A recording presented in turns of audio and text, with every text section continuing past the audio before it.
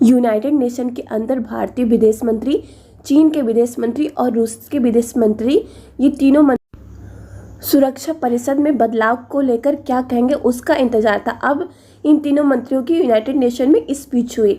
United nation में सभी की निगाहें भारत, रूस और चीन पर टिकी हुई थी। वैसे तो भारत ज़्यादातर ग्लोबल मंच पर पाकिस्तान को नज़रअंदाज करता आया है, लेकिन इस बार भारत के विदेश मंत्री एस जयशंकर जी ने सबसे पहले पाकिस्तान को आईना दिखाया।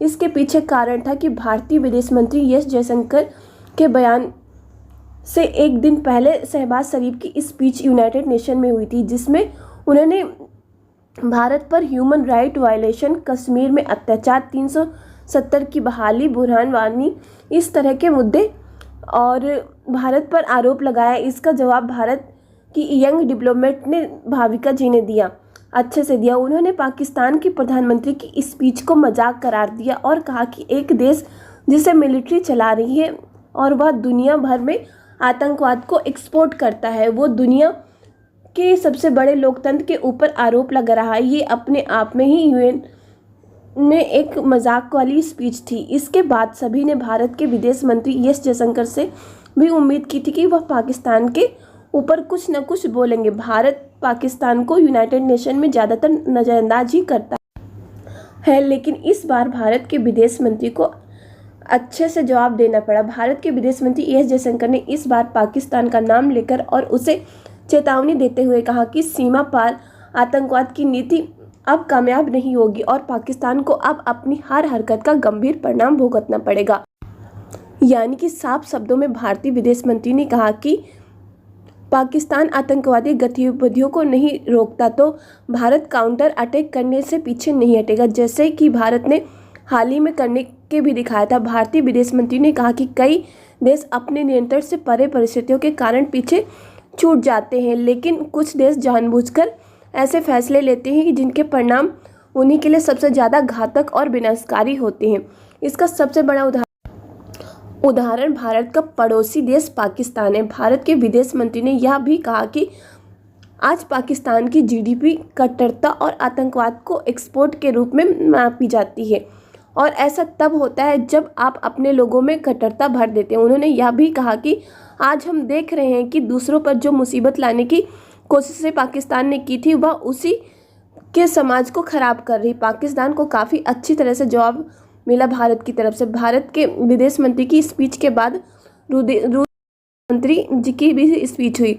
इस स्पीच में भी भारतीयों को उम्मीद थी कि जिस तरीके से पुर्तगाल, फ्रांस, भूटान, ब्रिटेन और अमेरिका जैसे देशों ने भारत की स्थायी सदस्यता का समर्थन किया, वैसे ही रूस भी यूनाइटेड नेशन के मंच पर खड़ा होकर भारत की स्थायी सदस्यता का समर्थन करेगा।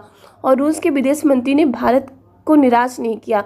रूस के विदेश मंत्री के द्वारा यह कहा गया कि हम यूनाइटेड नेशन के अंदर बदलाव की मांग करते हैं। यूनाइटेड नेशन के अंदर वेस्टर्न देशों की भागीदारी पहले से ही ज़्यादा है, इसलिए स्थायी सदस्यता वेस्टर्न कंट्री को नहीं मिलनी चाहिए, क्योंकि अमेरिका, फ्रांस और ब्रिटेन पहले से ही शामिल हैं। उन्होंने कहा कि हम यूनाइटेड नेशन के अंदर बदलाव चाहते हैं और भारत और ब्राज़ील की स्थायी सदस्यता का समर्थन करते हैं। यह स्टेटमेंट रूस के विदेश मंत्री की तरफ से दिया गया।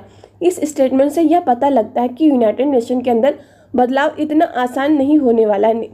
यूनाइटेड नेशन के अंदर बदलाव इतना आसान हो नहीं सकता है। आप लोगों ने देख ही लिया इनके जवाब से, क्योंकि कुछ देश किसी देश को पसंद करते हैं तो कुछ देश किसी और देश को पसंद करते हैं। जब तक पांचों स्थायी सदस्य देश राजी नहीं होंगे तब तक यूनाइटेड नेशन के अंदर बदलाव नहीं हो सकते। यूनाइटेड नेशन के पांचों स्थायी सदस्यों में से 4 स्थायी सदस्य देश यूनाइटेड नेशन के मंच पर खड़े होकर भारत की स्थायी सदस्यता का समर्थन कई बार दे चुके हैं, जिसमें फ्रांस, रूस, ब्रिटेन और अमेरिका शामिल हैं। सभी की निगाहें चीन के ऊपर टिकी हैं। क्या यूनाइटेड नेशन में चेंज को लेकर चीन अपना समर्थन देता है या नहीं? यूनाइटेड नेशन में अपनी स्पीच में चीन के विदेश मंत्री ने कहा कि यूनाइटेड नेशन में चेंज समय की मांग है और हम यूनाइटेड नेशन में बदलाव का समर्थन करते हैं। जैसा कि सबको पहले से ही लग रहा था कि चीन खुलकर भारत का समर्थन नहीं करेगा और वैसा देखने को भी मिला। चीन ने अफ्रीकी देशों को यूनाइटेड नेशन में प्रतिनिधित्व देने की मांग की, लेकिन भारत का नाम नहीं लिया। लेकिन चीन के विदेश मंत्री ने यह जरूर कहा कि विकासशील देशों के साथ ग्लोबल साउथ देशों की भागीदारी यूनाइटेड नेशन के अंदर होनी चाहिए, जिसमें यूनाइटेड नेशन एक मजबूत संस्था बन सके। संयुक्त राष्ट्र में भारत की स्थायी सदस्यता में सबसे बड़ी अड़चन चीन देश की ही है। चीन के विदेश मंत्री के द्वारा यूनाइटेड नेशन में सुधार की तो बात कही गई, लेकिन भारत के पक्ष में कोई बयान नहीं दिया गया। चीन के विदेश मंत्री ने विकासशील देशों का प्रतिनिधित्व यूनाइटेड नेशन में हो उसकी बात कही, लेकिन भारत का सीधे तौर पर सपोर्ट नहीं किया। चीन के विदेश मंत्री द्वारा यूनाइटेड नेशन में सुधार के लिए बयान उस समय आया जब भारत काफ़ी समय से यूनाइटेड नेशन में स्थायी सदस्यता पाने के लिए प्रयास कर रहा था। चीन अब विकासशील देशों के मुद्दे को उठाने के पक्ष में आ गया है। भारत के लिए सबसे बड़ा मुद्दा यही है कि चीन को यूएनएससी का स्थायी सदस्य है और वीटो पावर रखता है। उसका भारत के प्रति स्थायी सदस्यता की मांग पर रुख हमेशा संदेह से भरा रहता है। भारत और चीन के बीच कई क्षेत्रीय और राजनीतिक मतभेद थे। चीन भारत को अपने कंपटीटर के रूप में देखता है। ऐसे में चीन के द्वारा यूनाइटेड नेशन में सुधार की मांग के बावजूद भारत के पक्ष में खड़ा होना मुश्किल लग रहा है। चीन के विदेश मंत्री के बयान से यह साफ हो गया है कि वह यूनाइटेड नेशन में सुधार तो चाहता है, लेकिन वह भारत को डायरेक्ट सपोर्ट नहीं कर रहा। भारत ने अपनी कूटनीति का इस्तेमाल किया और रूस, फ्रांस, ब्रिटेन और अमेरिका जैसे देशों का समर्थन मिलने में कामयाबी हासिल की। चीन की वीटो पावर भारत की स्थायी सत्ता में सबसे बड़ी बाधा बन रही है। इस समय यूनाइटेड नेशन में 193 सदस्य देश हैं, जिनमें 5 देश स्थायी सदस्य हैं और 10 देश अस्थायी सदस्य देश हैं। स्थायी सदस्य 5 देशों के पास विशेष अधिकार है, जिससे वीटो पावर कहा जाता है। भारत इसी वीटो पावर को हासिल करने के लिए यूनाइटेड नेशन का स्थायी सदस्य बनना चाहता है, ताकि भारत के पास भी वीटो पावर आ जाए। अमेरिका में यूनाइटेड नेशन की मीटिंग चल रही है, जिसमें सभी देशों के विदेश मंत्री, राष्ट्रपति या फिर प्रधानमंत्री शामिल हुए। भारत को यूनाइटेड नेशन में परमानेंट मेंबर बनाए जाने का मुद्दा कुछ दिनों से ही ज़्यादा गर्म हुआ है। पिछले हफ्ते अमेरिका में क्वाड की समिट हुई, उसमें भारत के प्रधानमंत्री जी भी शामिल हुए थे। क्वाड समिट के तुरंत बाद यूनाइटेड नेशन की भी मीटिंग होनी थी। इसमें भारत को यह उम्मीद थी कि अमेरिका के साथ बाकी के जो देश यूनाइटेड नेशन के परमानेंट मेंबर हैं, अगर वह भारत का सपोर्ट करते हैं तो भारत को आसानी से वीटो पावर मिल जाएगी। अमेरिका ने तो भारत को पहुंचते ही यूनाइटेड नेशन का परमानेंट मेंबर बनाए जाने का सपोर्ट किया था, लेकिन बाद में कई रुकावटों के कारण कुछ भी स्थिति साफ नहीं हो पाई थी। चीन के विदेश मंत्री के द्वारा यूनाइटेड नेशन में बदलाव की तो बात कही गई, लेकिन उसके द्वारा खुलकर भारत का समर्थन नहीं किया गया है, जो कि एक संदेह की स्थिति को पैदा करता है। जब तक चीन का भारत को खुलकर सपोर्ट नहीं होगा, तब तक स्थिति यही बनी रहेगी। आप सभी लोग जानते हैं कि जिस देश के पास वीटो पावर होती है तो उसे यह अधिकार होता है कि वह किसी मुद्दे पर सपोर्ट करे या न करे। अगर वह सपोर्ट नहीं करेगा तो अन्य देशों के सपोर्ट का कोई मतलब नहीं रह जाता। यूनाइटेड नेशन के अन्य सदस्य भारत को स्थायी सदस्यता मिले इसके पक्ष में थे, लेकिन हमेशा चीन ने ही रोड़ा डाला है और अभी भी वह यही काम कर रहा है। अब अन्य देशों का सपोर्ट मिलने के बाद भी भारत को यूनाइटेड नेशन में परमानेंट सीट मिलने में देरी हो रही है। यूनाइटेड नेशन में चेंज समय की मांग है, लेकिन इसके साथ ही भारत को स्थायी सदस्यता भी मिलनी चाहिए, क्योंकि जिस तरह से भारत की अर्थव्यवस्था तेजी के साथ बढ़ रही है और इसके साथ ही भारत की स्थिति भी दुनिया भर के देशों में मजबूत हो रही है, तो अब वीटो पावर भी भारत को मिलना ज़रूरी हो गया है, जिससे भारत कई अन्य फैसले ले सके।